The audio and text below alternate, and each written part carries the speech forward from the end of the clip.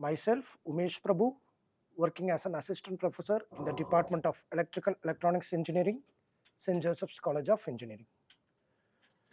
Today we are going to discuss a topic in electrical machine. It's called as transformer.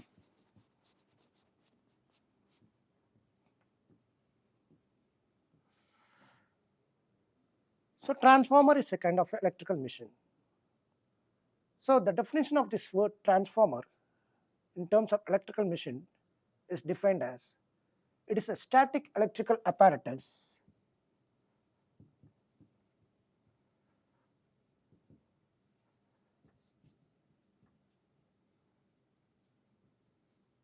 which transfers power from one circuit to another circuit by changing voltage and correspondingly the current without any change in frequency. This is actually a AC static electrical apparatus, which means this machine works with the source from AC supply. So construction, first let us see about the basic construction of this machine. So the main important parts of this electrical machine transformer is core and winding.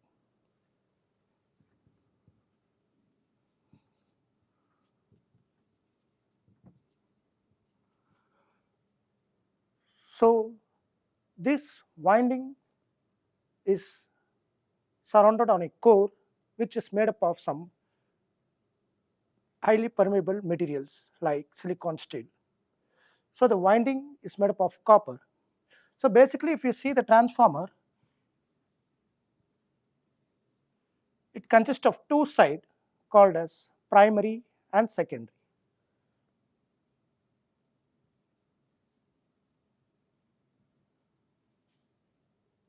So here I have drawn the schematic of this machine transformer where there is a winding wounded on a core. So based on the construction of how this core and winding are arranged, we have two types of transformers based on arrangement of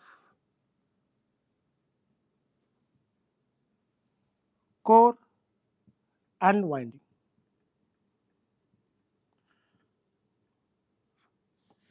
One is called as core type transformer, other is called as shell type transformer. Core type transformer and shell type transformer. So what is this core type transformer? Is that so in core type, the winding surrounds the core. So that is the winding will be surrounding the core as I have drawn how here. Okay, so this is actually how a core type transformer can be represented. And in shell type, the core surrounds the winding.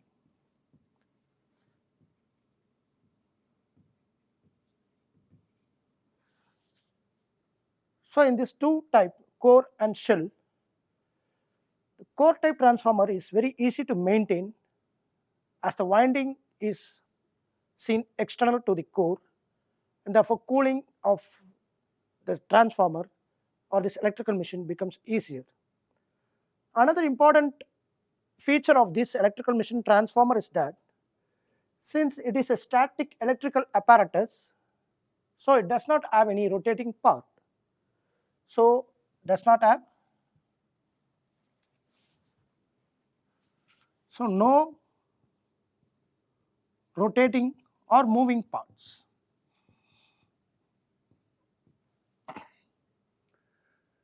So as there is no moving part in this electrical machine compared to other electrical machines like generator and motor, so efficiency wise, transformer is highly efficient machine compared to other two. Okay, and it consists of core and shell as I explained already. So the core type is very easy to maintain and it has much efficiency as the cooling can be provided more easily for this kind of core type transformer. And in shell type transformer, the winding will be arranged inside a core. Therefore, generally it's very difficult to maintain this kind of shell type transformer if there is any fault or any cooling purpose has to be done. Okay, so this is some basic of the construction of a transformer. So let us see the working of the transformer. So a transformer is an electrical apparatus, static electrical apparatus, which transfers electric power from one circuit to another circuit by changing voltage and correspondingly the current without any change in frequency. Why? Because the source is AC. So AC source does generally have some frequency term, and this frequency which is provided in the source. So this is a source which I am connecting to one part of winding, the transformer. So the part of winding where I connect the source, that is the AC source, this part of transformer, this part of winding is generally termed as primary winding. Generally termed as primary winding. And the other part of winding where we generally connect a load. So this part of winding where we connect the load is called as secondary winding. It is called as secondary winding. So if you see the basic principle of operation of this machine transformer is that the principle of operation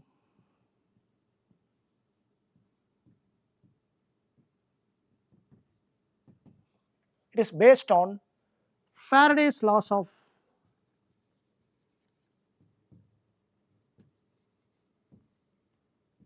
electromagnetic induction, and the EMF induced here is mutual induced EMF. That is a voltage.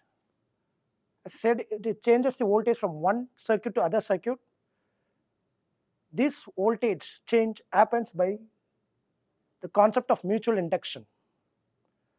And Faraday law is a basic for any electrical machine to induce a voltage.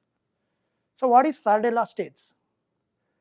So whenever there is a change in flux, so Faraday law states that whenever there is a change in flux in a circuit, an EMF is induced. So here we are using an AC source. So this AC source is generally provides the varying flux with respect to time. So there is a change in flux. So the change in flux with respect to time will induce a EMF in a coil. So here we have a primary winding, that is the coil, to which we are providing a AC source. So this AC source produces a varying flux. So as source is AC, the flux produced due to AC source will also be varying. So this varying flux with respect to time will induce a EMF in this primary coil. Okay. So if you take this voltage which we are applying at the source as V1, so V1 is the supply voltage. V1 is the supply voltage, which is a varying quantity with respect to time. So this supply voltage AC source will induce a flux in this core. The amount of flux flowing through this core and linking the winding, it depends upon the permeability of the core and the winding resistance. So there will be a flux linking in the core which links with the winding. So this flux is an alternating quantity similar to the source. Therefore, it will induce a EMF as per Faraday law. This induced EMF on the primary side, that is denoted as E1.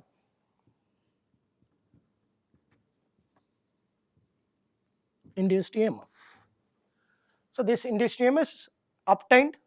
This induced EMF is obtained based on Faraday law of electromagnetic induction. So this flux, which is initially produced by primary side source, it also links with the secondary winding. So therefore, because of this flux which is produced from the main winding, that is primary, it is also linking with secondary side. So as this flux is alternating quantity, so this concept of linking of flux between these two coils, we call it as mutual induction. Okay, so because of this mutual induction, and as this linking flux is of alternating quantity, therefore there will also be possibility of a EMF getting induced as per Faraday law. So the EMF will be induced in the secondary side of your transformer, which we denoted as E2. So the E1 is the induced EMF in primary, E2 is the induced EMF in the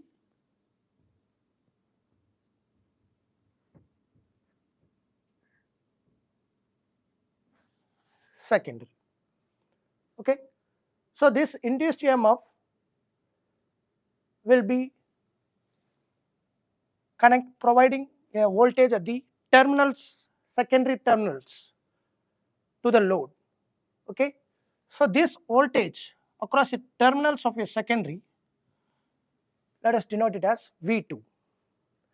So V2 is the secondary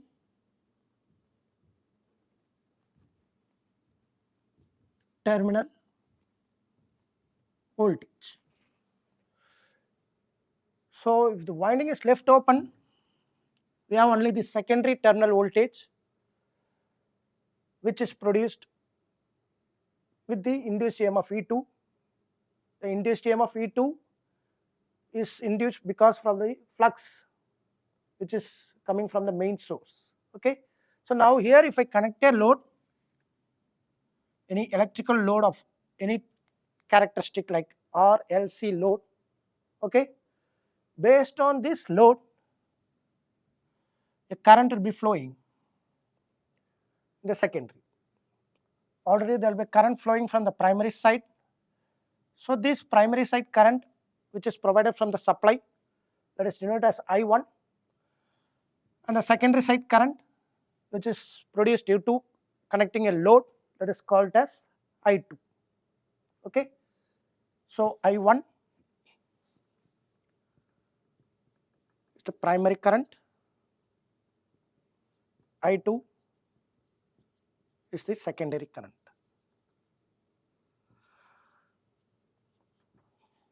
So this is a basic principle behind the working of operation of a transformer, and how a induced EMF is induced, how a current flows on the secondary side with the connection of load. Okay, so now let us go into analysis in depth of this electrical machine transformer from the part of ideality. So from ideality of this machine, we will be moving to the practicality or practical aspect of this machine. So first let us assume this machine to be an ideal one. So what is an ideal machine? Any machine is said to be ideal if it able to provide 100% efficiency. What is efficiency? It is the output which is obtained from the given input. Basically, the input whatever we provide, it's very difficult to obtain the complete input as an output. Generally, any system will have a loss. So practical system has a loss, therefore the output will be lesser than the input, therefore efficiency will be less than 100%. But when we speak ideal machines, the losses are negligible, therefore whatever the input you provide, whatever the input power we provide, the output power will be same as the input power. Therefore, the efficiency will be of 100%.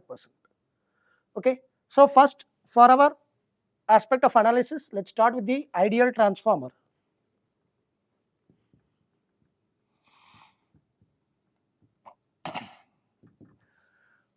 So what is an ideal transformer? So ideal transformer, so here if you see, basic parts of a transformer comprise of the core and the winding. These are the basic parts. Apart from that, we have some more additional parts which practically, but the working operation of transformer is based upon these two parts, core and winding. Okay. So this core is nothing but it's made up of some material, some metals, which can allow the current to flow. Therefore, generally, this metal core should have high permeability. That is, it helps in carrying the flux from primary to secondary. So if it has to allow the flux, its resistance should be very low. Okay. So the practical ideal transformer should have high permeability of core. High in the sense maximum, we can, ideal purpose we assume it as infinite. So it should have infinite permeability of core. Okay. And this core should have low loss, core loss.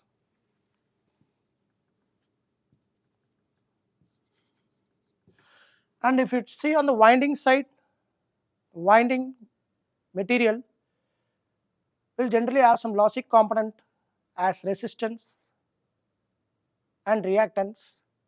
So these lossy component are considered negligible or basically zero in case of ideality. So we assume that winding, no winding resistance and no leakage reactance.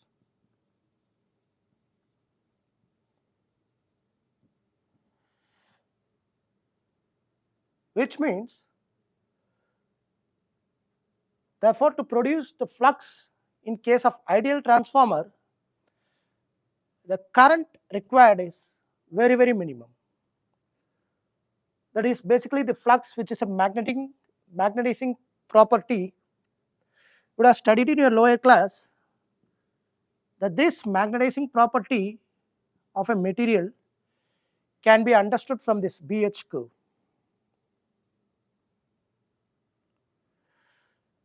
So B is a flux density, flux per unit area, and H equal to Ni by L, magnetizing intensity. Okay. So therefore, this flux produced depends upon the field intensity, which is proportional to the current supplied. And in this BH curve, this part of area of curve represents the magnetic loss which is produced in the material, that magnetic material. So basically there are two types of magnetic losses.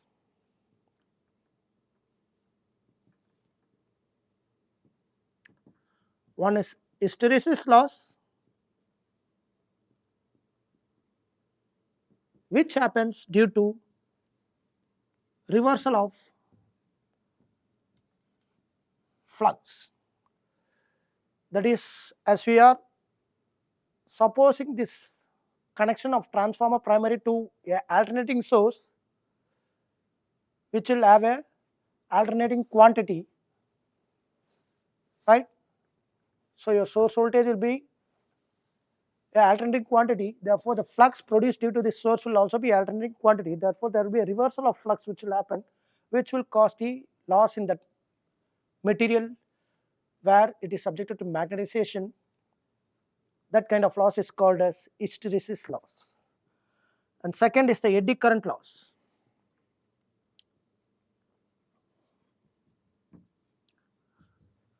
So this eddy current loss is due to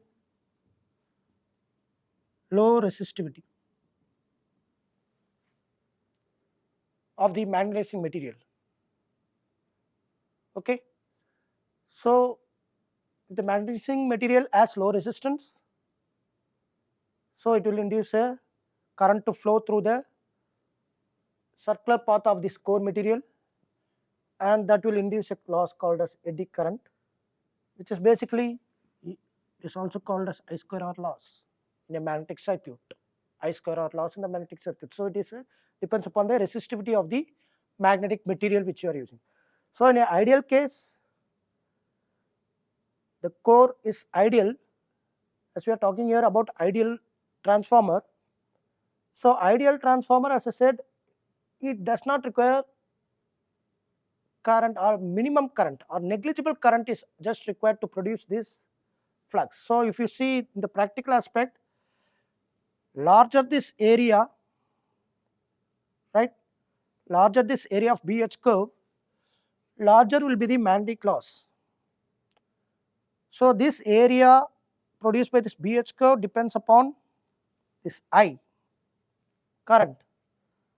Okay, so increasing the current for magnetizing the material will have a high chance of increasing the magnetic losses in the material. So as we are talking ideality where the current requirement is less for producing the flux, so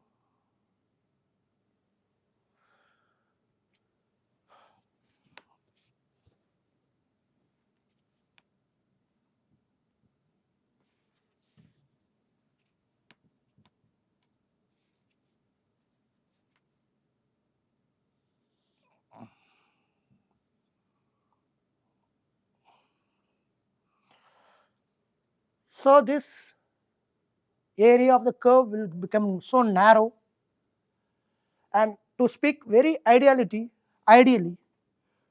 so this will be lying as a vertical line. This BH loop will be lying as a vertical line, which means with minimum current, the flux produces infinite. Okay, so therefore, these are the property of an ideal transformer. So first, let us analyze on the aspect of ideal transformer, and let us represent a phasor diagram for the voltage which is induced in the transformer and the current which is produced in the transformer, which is flowing through the transformer. Okay, right? So first let me consider ideal transformer. Therefore, this core does not have any core loss. Winding does not have any winding loss like resistance, no leakage reactance. Okay, every part is ideal, right? So now if I consider, if I supply the voltage here, so this is going to produce an alternating flux. Okay, and this flux is produced due to the current flowing from the primary. So first initially let us assume there is no load on the primary side, secondary side. Let me not assume any load for this consideration of analysis. So I just provide a supply voltage V, which is producing a current I1, okay, and this is producing a magnetizing flux phi m, right? And this flux is not getting leaked, or there is no losses. Therefore, we assume here all the flux produced here is entirely linked with the secondary, but that is not the practical case. Okay, but here I am talking about ideal transformer. So all the flux are linking with the secondary. So what happens? So this will induce a voltage E2, as this core does not have any loss, winding does not have any loss. Therefore, whatever the voltage supplied V1, the same voltage will be induced in this primary side. So your V1 will be equal to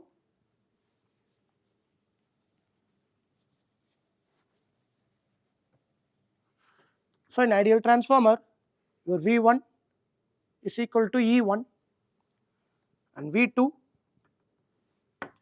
that is the induced voltage E2, which is producing a terminal voltage at the secondary, which is equal to V2. So this V1 E1 will be equal to V2 E2, right? And this current which is produced on the primary its purpose is only to magnetize the core. Currently, its purpose is only to magnetize the core. So this current I1, you can denote it as I suffix m. In some book nomenclature, they may be using as I suffix mu. Okay, I mu or Im. So Im is the magnetizing current. So this magnetizing current purpose is only to magnetize the core. Okay, and your I1 is equal to Im. And here I have not assumed any load on the secondary side. Okay, so if I connect my load in this ideal case, if I connect any type of load in the secondary, so this will be creating current I2. As my loss is negligible in this ideal case, therefore the power which is supplied on the primary side, V1 E1, because V1 equal to E1, therefore I can also denote it as E1 I1, no issue. Okay, so V1 E1, this is the formula for power at the input side, power at the input. Okay, V1 I1 will be equal to V2 I2, output power, as I am analyzing on ideal transformer. Okay, so V1 I1 equal to V2 I2, which means V1 by V2 is equal to I2 by I1. This is called as transformation ratio. That is how the voltage or current is transformed from one side of circuit in the transformer to the other side. There is a importance of this transformation ratio. Okay, so generally it is denoted by K. So as V1 is equal to E1, I can also write it as E1 by E2. So V1 by V2 equal to E1 by E2, which is equal to I2 by I1, and or I can also denote it as V2 by V1 equal to I1 by I2 equal to E2 by E1. So how you take this transformation ratio, that is how the parameters of the transformer will be transformed from one side to another side. That will be discussing in the practical transformers. Okay, so in that case I can also denote K as V2 by V1, which makes current. So current is the inverse transformation of ratio of voltage. Current is an inverse transformation ratio of voltage, which means the voltage increase on the side, on the corresponding side, that is if I increase the voltage in V1, the corresponding side current I1 will be getting decreased to maintain the transformation ratio. Okay, so transformation ratio is denoted as K. Now there is also one more term which I can represent this transformation ratio, that is number of turns. So here we have been talking about this induced EMF concept on which this principle of working operation of transformer lies on. So in this induced EMF, the induced EMF not only depends upon the flux linking the winding, it also depends upon how much flux is linking the winding, which is represented by the number of turns in that winding. So what it means? The induced EMF in any circuit, induction circuit, if you analyze, the induced EMF will be proportional to the number of turns of that induction coil. So therefore, this induced EMF I can also relate with number of turns on the respective side. So I can write the transformation ratio also with respect to number of turns. Okay. So what it means? If I have a constant voltage, there is no loss. Okay. If I want to increase or decrease the voltage, either I can reduce the supply voltage, which may reduce the flux, thereby the amount of flux proportionally the EMF is induced. So there is a chance of reducing the EMF. Or other way, I can also vary the number of turns. So practically speaking, varying this number of turns of coil on the primary and secondary side of transformer, we have studied in a basic classes. The transformer can also be classified into two more categories like step up and step down. So this is one of the important application part area of a transformer. That is, transformer can be used in applications where I need the voltage to be stepped up or stepped down. So this is one of the important application aspect of a transformer.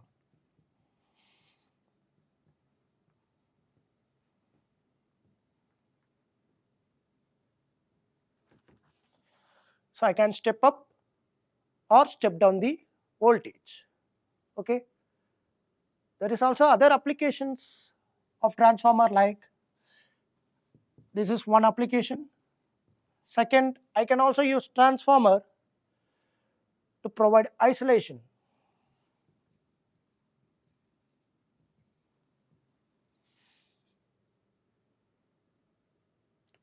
That is, if you see here, the transformer,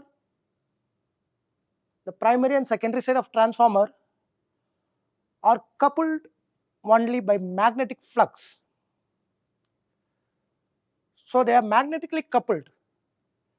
Their electrical parameters, that is voltage and current, they are not coupled, which means they are electrically isolated. So for electrical isolation, if you want to provide an electrical isolation in the circuit, there I can use a transformer. Okay. And then for impedance matching, for impedance matching,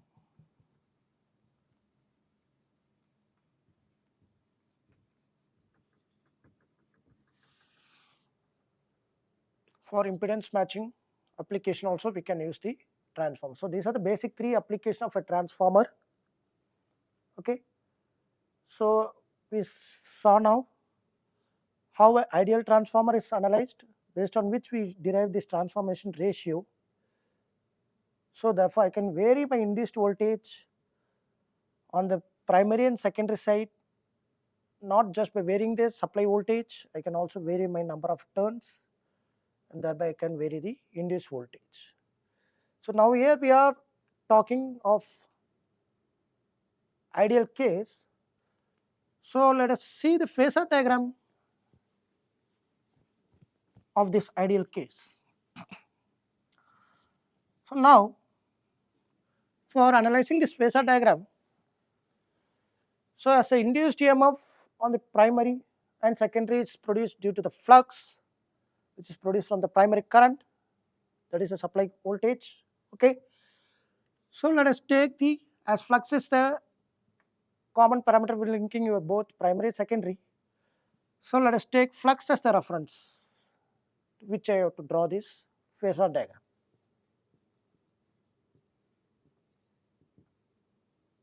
So I am going to draw this phasor diagram of ideal transformer at no load. At no load. Okay. So I am not going to connect any load here, which means there will not be any flow of current I2. There will not be any flow of current I2. Okay. Right. So this flux is taken as a reference. Okay. So this flux is produced due to the current which is provided from the supply voltage V1, and in this case, as these components are lossless, ideal case, the current which is flowing here is just only the magnetizing current, which is proportional. So based on this magnetizing current only, the amount of flux produced in the core will depend on. So this flux is proportional to magnetizing current. So I represent my magnetizing current component in phase with the flux. Okay. Now this is going to induce a voltage. Very simple, the concept of inductor. So it is going to induce a voltage. This current is going to induce a voltage in the primary side. So this voltage will be lagging, as it is a basic concept of inductor is that the voltage will be lagging behind this applied voltage, with respect to flux. This we denote it as E1. Okay, so this induced EMF is produced from the supply voltage V1. So the supply voltage will be represented in antiphase with E1, but with the magnitude of same E1, because here we are assuming ideal case. Okay, so now this EMF E1 induced in the primary, and this flux linking with the secondary, and that will induce a EMF E2 in the secondary. So that EMF E2 will be in phase with E1, but its magnitude depends upon the number of turns the secondary. Okay, so this is the basic phasor diagram of a transformer under no load in the ideal condition. Now if I connect a load, so what will happen? So this load is going to draw a current. So this load is going to draw a current on the secondary side, that is I2. So this current which is produced in the secondary, it will be flowing through this path, which means this current also links with the turns in the secondary side, that is the number of turns in the secondary side. So therefore, this product of this current into the turns, it will obviously result in a magnetomotive force which is produced on the secondary side. So when I load, what is happening? So the current flowing on the secondary also linked with the secondary winding, and based on the number of turns in the winding, the current flowing through the winding and magnetomotive force will be developed in the secondary side. So this magnetomotive force will produce another flux.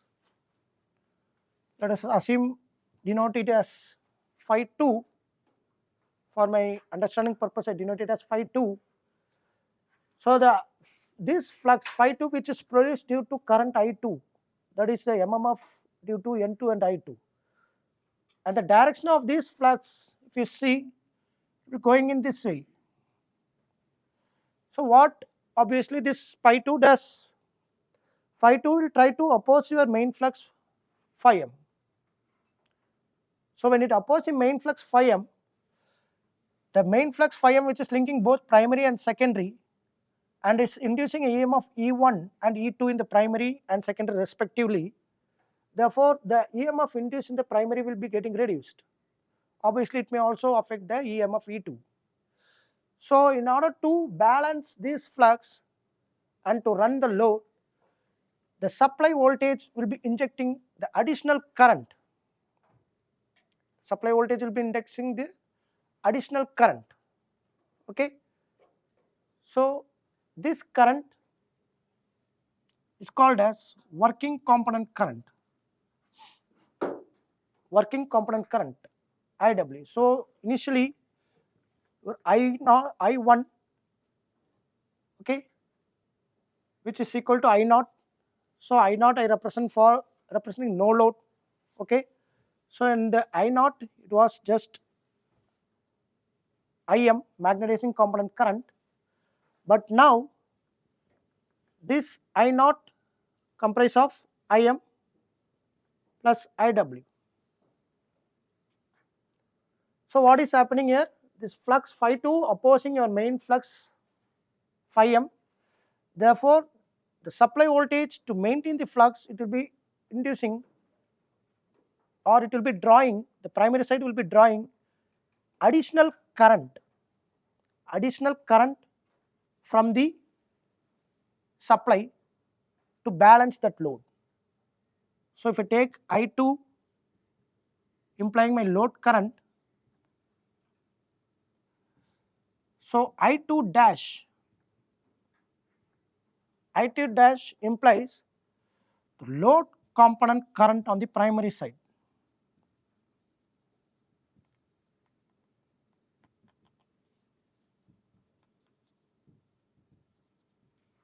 Load component current on the primary side. So now your primary current I1, which is produced from the supply, will be I0 plus I2 dash. But practically speaking, this I0 will be very negligible because it's a no load current. So under load, if you see,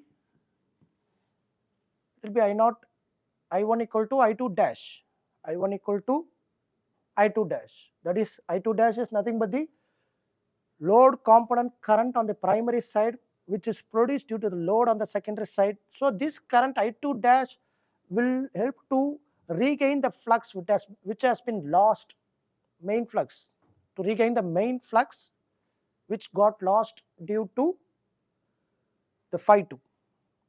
Okay, so therefore if you see in the concept of this understanding,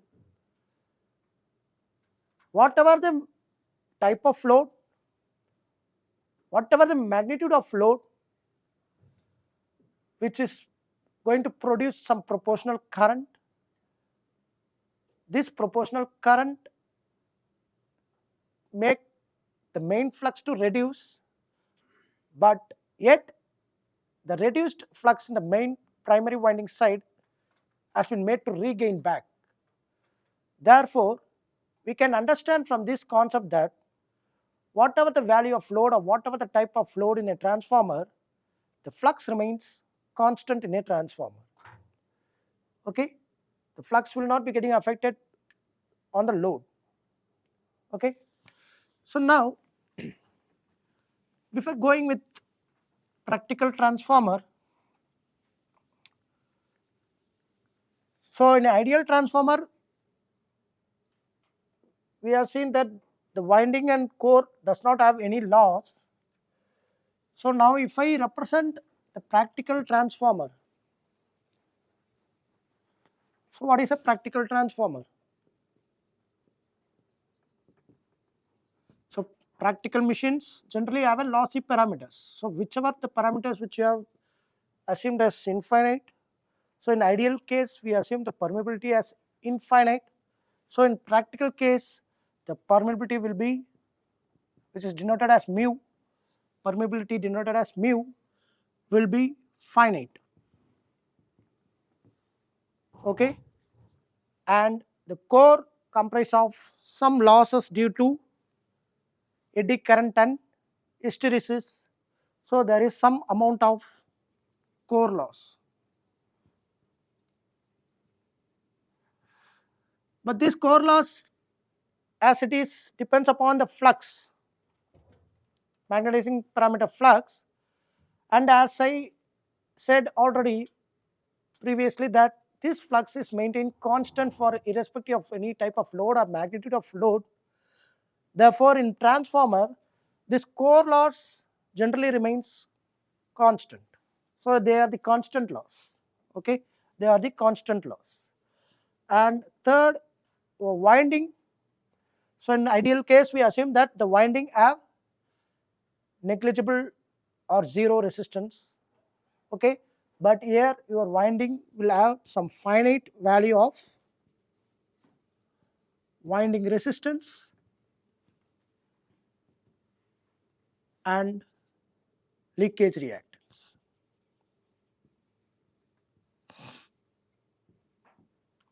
That is, you have some R and some X on both the side of the windings of the transformer.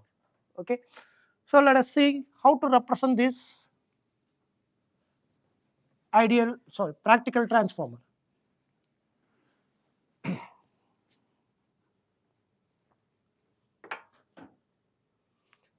So in a practical transformer, you have winding. Okay, so the winding will be having a resistance and reactance. Okay, so we can represent the winding resistance and reactance for our analysis external to the circuit. So you have E1 supply voltage, E1 induced voltage on the primary. So this is primary winding resistance R1, X1. This is R2, X2, and you have a load, or there cannot be load. For our analysis, we can assume whether with load or no load. That is. So this load voltage is V2, and this load can be of any impedance value of, load is of impedance value of ZL. So there is some impedance. So in a practical transformer, we have impedance parameters like R and X to be included. That is a logic component. Okay, so this is how we can represent a practical transformer consisting of logic components.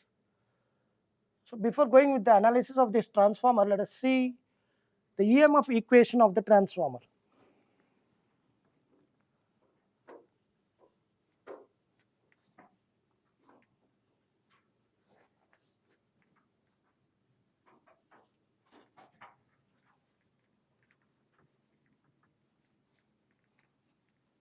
So the EMF equation of the transformer. So the induced EMF E in a transformer, it is the induced EMF is based upon the Faraday law of electromagnetic induction, which is d phi by dt, and it's also proportional to the number of turns n. So E equal to n d phi by dt. So this phi is the flux, alternating flux. So if you see this alternating flux,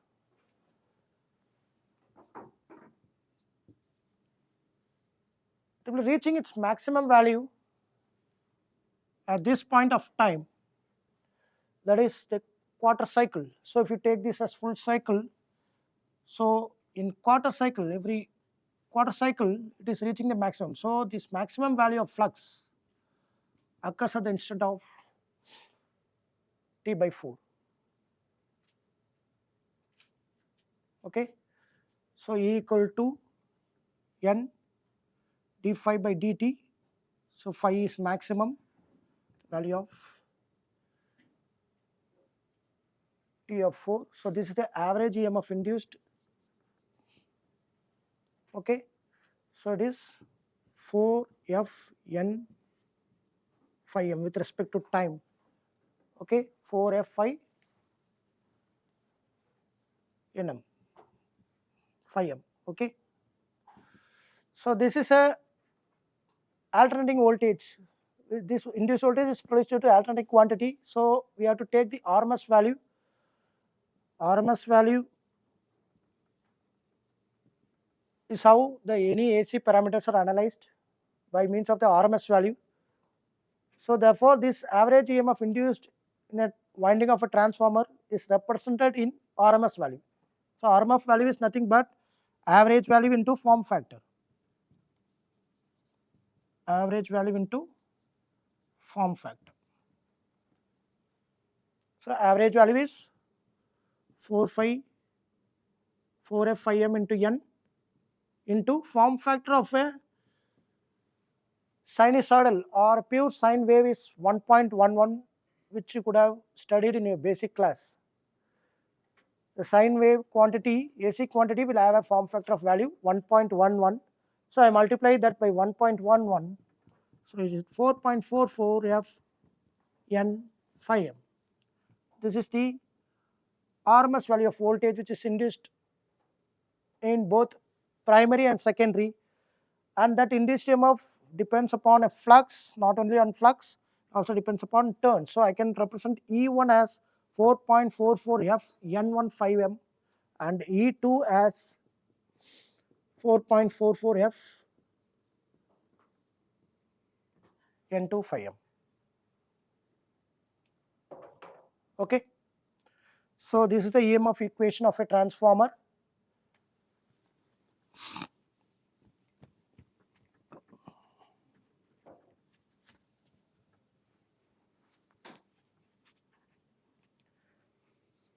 Now let's see the phasor diagram of transformer in a practical aspect from no load. First let us analyze on the no load aspect, then we can move with the load aspect. Okay. So phasor diagram of practical transformer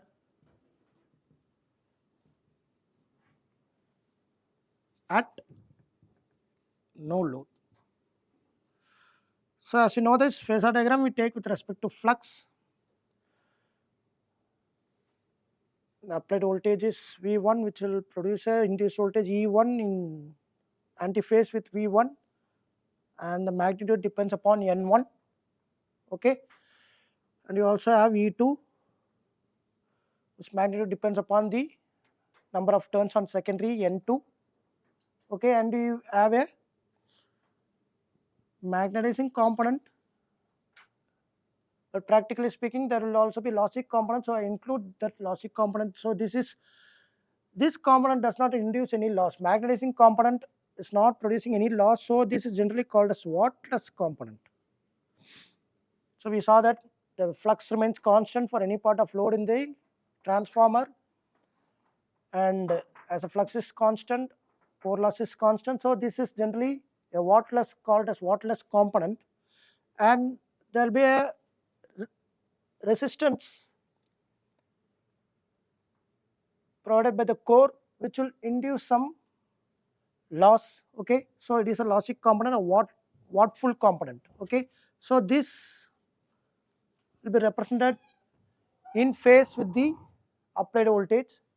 So this we can call it as IW, working component, which we have discussed already. So now if you see your no load current, which is I naught, so I1 is equal to I naught at no load. So this I naught is equal to Im plus IW. So it's all the vector quantity. Okay. So I1 vector will be equal to I naught vector plus Im plus IW vector. So from this triangle, so this angle which is produced between these components, that is denoted as phi naught. So from this triangle, Im I naught and IW I naught. So trigonometrically we can see that this Im is equal to I naught sine phi naught, and IW is equal to I naught cos phi naught. So IW equal to I naught cos phi naught. So magnitude of I1 or I naught will be root of Im square plus IW square.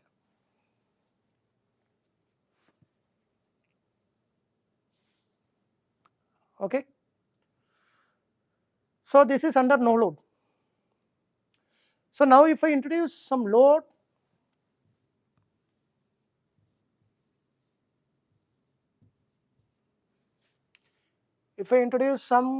on the secondary for our initial understanding, let us go on with a simple load, that is resistive load. Okay.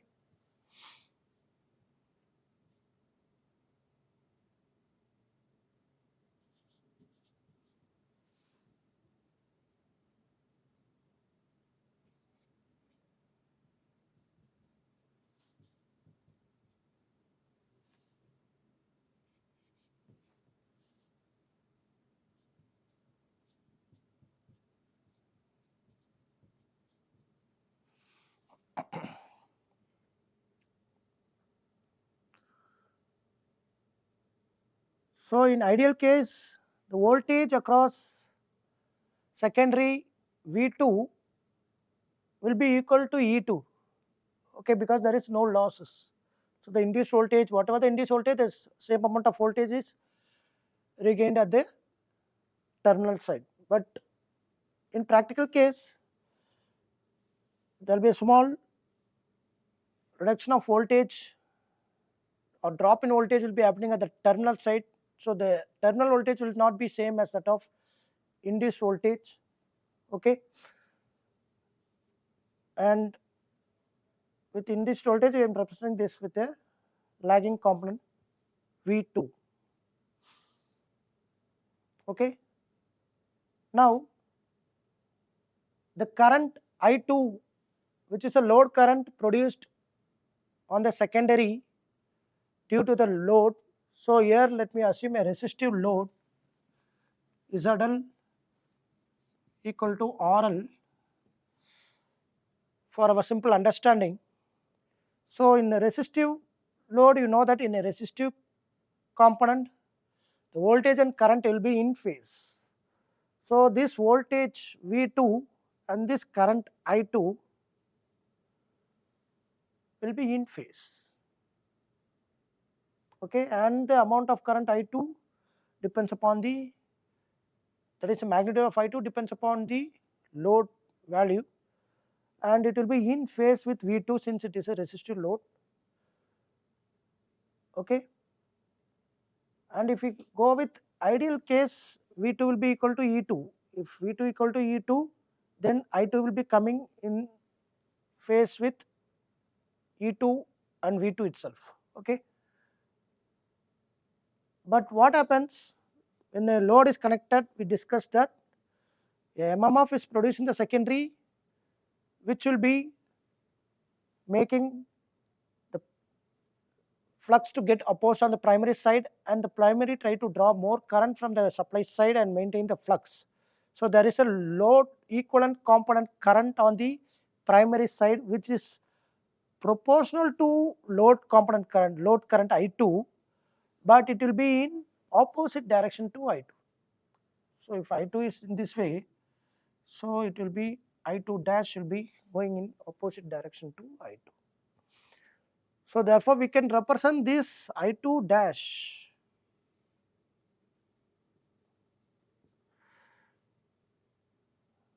which is a load component current I2, okay. I2 dash is a load component current of load current I2, and it is magnitude is equal to I2, but it is in anti-phase with I2.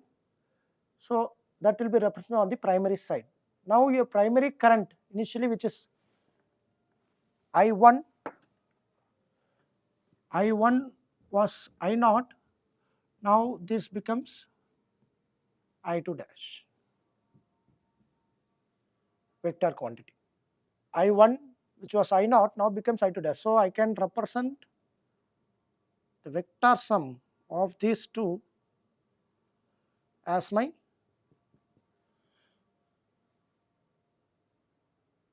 I1, okay. So if it is a inductive load, you can represent this I2 in lagging with respect to V2, that is in clockwise we go in clockwise with respect to reference. So when we represent load current, the reference has to be taken with respect to load voltage, that is terminal voltage V2. So if I take my V2 as a reference, the load current will be in phase for R load. If we take V2 as reference, the load current will be lagging in case of inductive or L load. Okay.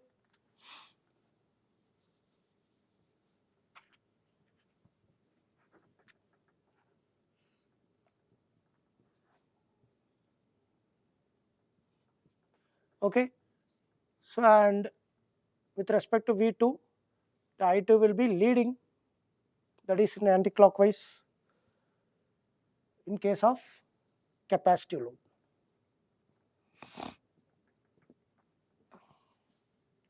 In case of capacitive load. Okay. So this is about, so you can try on your own how to draw this phasor diagram with respect to load, but in this analysis I have not taken the logic component yet, that is the resistive and reactive parameters or the leakage reactance and resistance of your windings. Okay, so that we will discuss later. So this phasor diagram I have drawn only with respect to load current. I have not considered the loss component because I represent V2 as lagging, reduced. Okay, in the reduced factor, it actually obtained from V2. So actually, if you apply a KVL to this transformer circuit, okay, KVL, I hope you understand. I know the KVL, Kirchhoff voltage law, which states that sum of potential rise is equal to sum of potential drop in a circuit, or algebraic sum of EMF in a closed circuit is 0, right? So this is KVL. So if you apply KVL analysis for this transformer winding, and if you see the voltage, induced voltage and terminal voltage at both respective sides of primary and secondary, so your V1, which is potential rise, V1 is the potential rise on the primary side, which will be equal to E1 plus I1 R1 plus JX1. Okay, this is how it will be in practically speaking, right?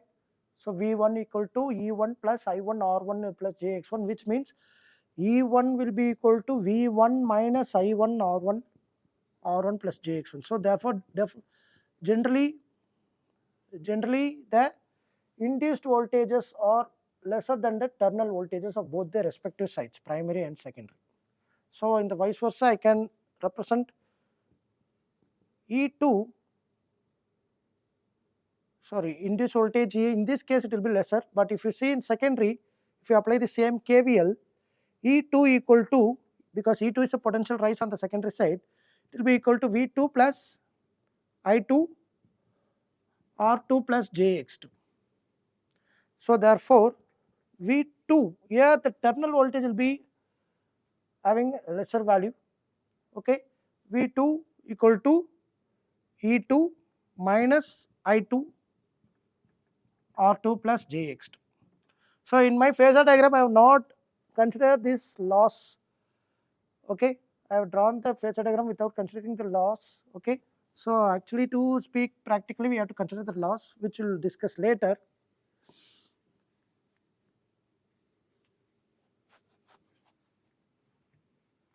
So now let us see about the efficiency of this transformer.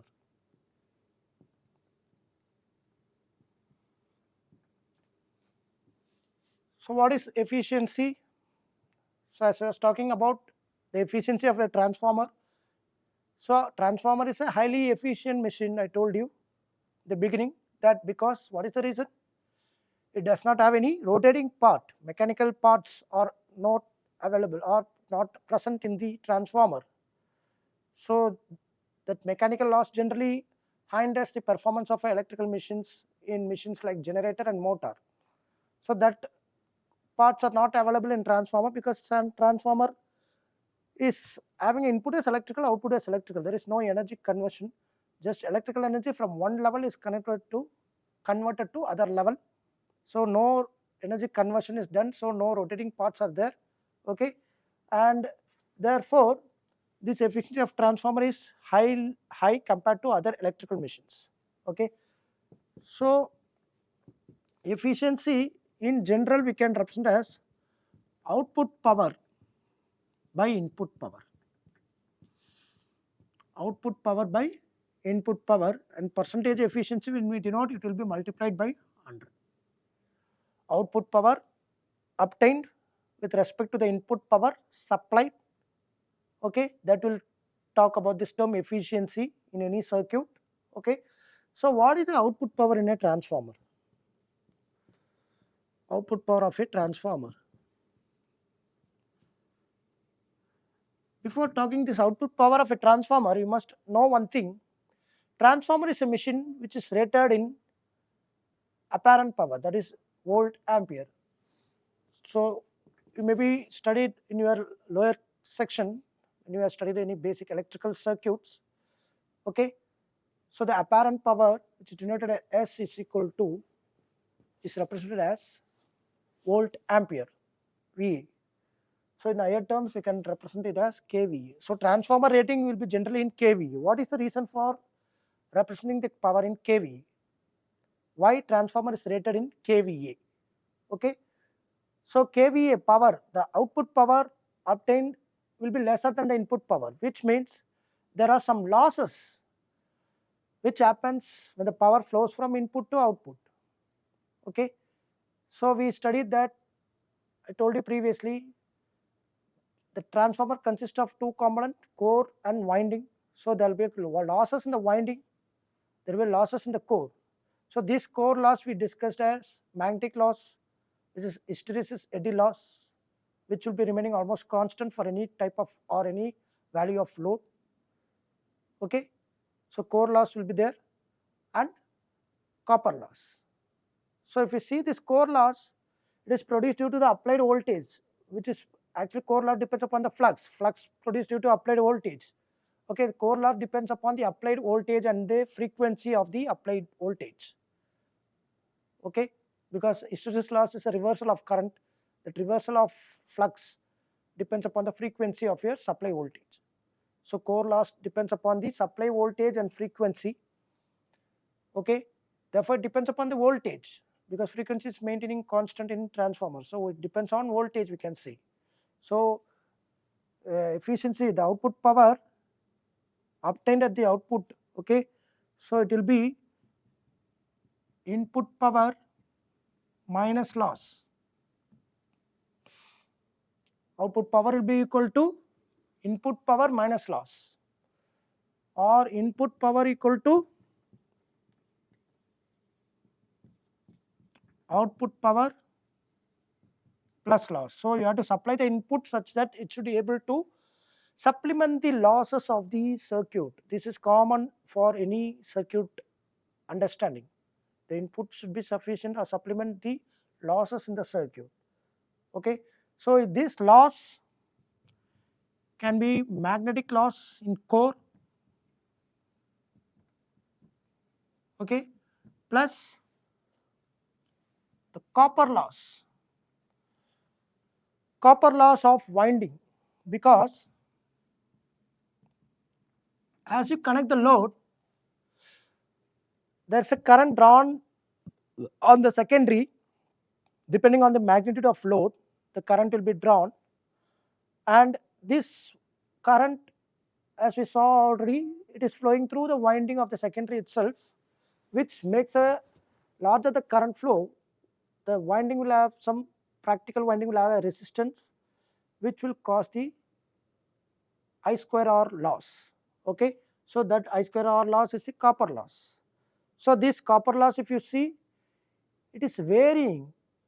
It's a variable loss compared to core loss, which remains constant as flux is constant, and core loss depends upon supply voltage, right? And copper loss, it depends upon the current drawn by the load, and load can be variable. Therefore, varying the load will vary the current drawn, which in turn vary the copper loss, I square R loss. Okay, therefore these losses we can call this as constant loss, this as variable loss. So it's all the power loss. So let me denote this constant power loss as P suffix I, because Y suffix I means it is generally called as iron loss also, because its loss occurs in that iron material of your core, ferrite, ferromagnetic material what you use for the core of the transformer. Okay, so based on that, this loss will be depending, okay, based on the BH curve of that material what we are using. So this also we have discussed earlier, how the BH curve will have influence on the iron loss. Okay, so that is a magnetic loss. So this loss we denote it as P suffix I, and variable loss let us denote it as I square R. Okay, so for our purpose let us denote it as I2 square R, because here we are considering the load current copper loss. Okay, I2 square R. Okay, so your output power, the power rating of the transformer, as I told you, it depends upon voltage and current, because a magnetic loss depends on voltage, the loss depends on voltage. Okay, so it depends on voltage, and copper loss depends on current, and it does not depend upon the power factor of the load, power factor cos phi, which will be varying with respect to type of load. Okay, the type of load is not having much influence on the rating of the transformer. It's basically the amount of current drawn, that is the magnitude of the load, which decides the loss. So the transformer losses which affect the efficiency, it depends upon voltage and current. So that is why we denote the transformer rating in VA or kVE, kilovolt ampere. Okay, right. So now coming to this efficiency of transformer.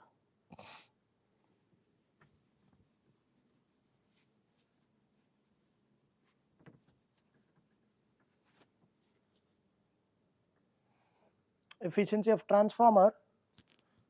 So the output power, so power is generally V into I. So here we represent the apparent power, sorry, the real power which is consumed by the load. So we denote it as V2 I2 cos phi. Okay, V2 I2 cos phi, that is output power is product of output voltage V2 and output current, load current I2 cos phi. Okay, and input power required for this load can be output power plus loss. Okay, so input power is equal to output power plus losses. Losses here we consider both constant loss, that is magnetic loss or iron loss, along with variable loss, that is copper loss. So I can denote with respect to output power plus iron loss plus copper loss. So here I have actually not analyzed equivalent circuit of a transformer, so that's why I'm taking the secondary resistance as R2, but actually we have to consider the entire resistance of the transformer, that is even primary side. For that we have to analyze equivalent circuit. Okay, so that will be seeing the next lectures. Okay, so here I'm not discussing that, so I'm just taking that R as R2 alone. Okay, it should be actually the equivalent value of the secondary winding resistance, which will be denoted in some books as R02. R02. Okay, so this R02 is the one which you have to consider for analysis. But as I'm not consider the equivalent circuit, I'm just taking it as R2, that is secondary winding resistance alone. Okay, right. So from this you can see the efficiency is output power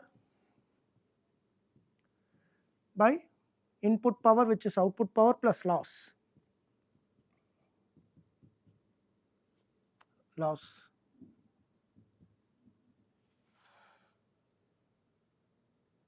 So if you draw the efficiency curve,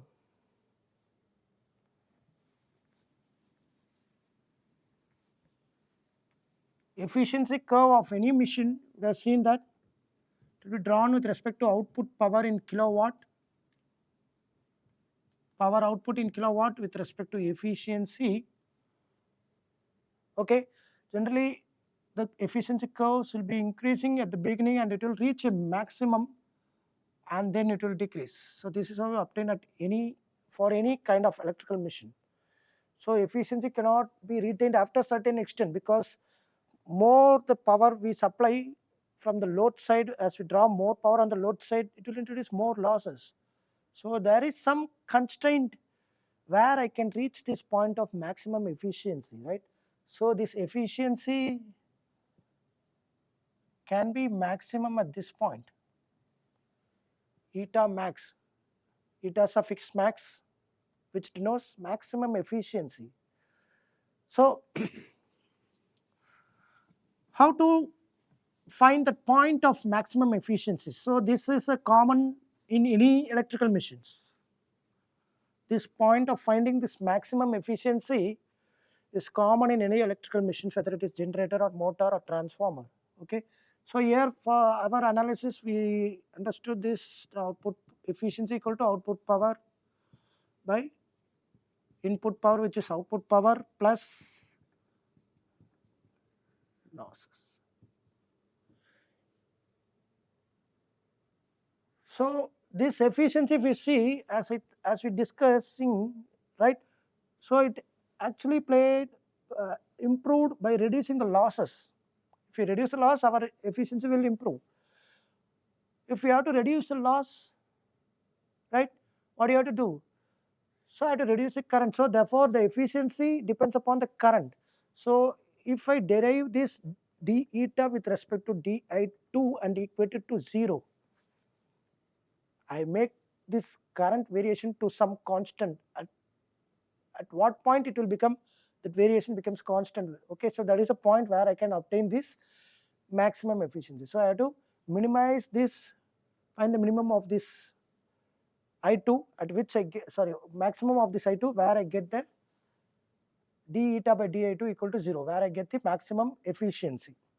Okay, so you derive this d eta with respect to d2. So you can use the general mathematical formula, integration differentiation formula, where you have studied in your lower classes, u by v. So if you consider this as u by v, so it is v du minus u dv by v square. Okay, so du by dv.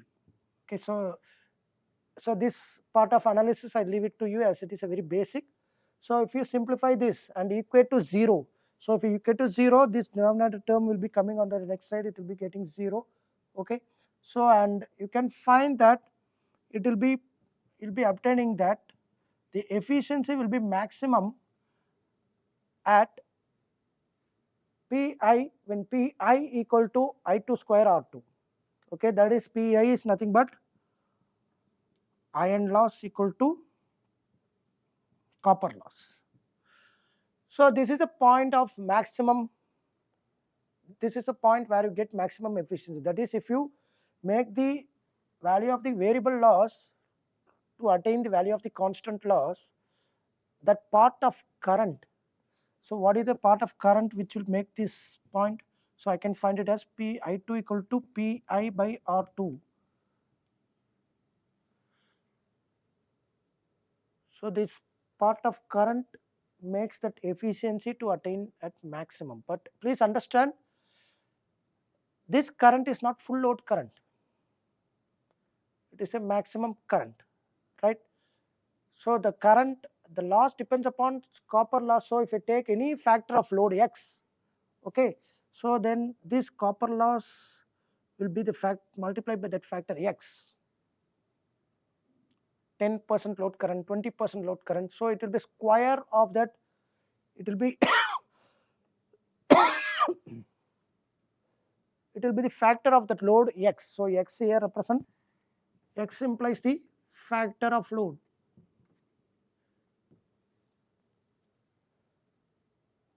Okay.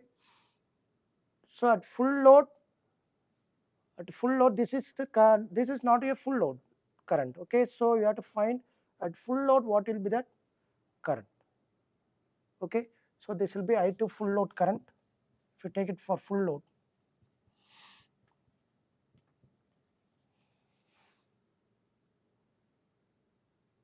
Okay, so for full load it will be depending on that, it will be varying with respect to the amount of current drawn by that portion of load. Okay,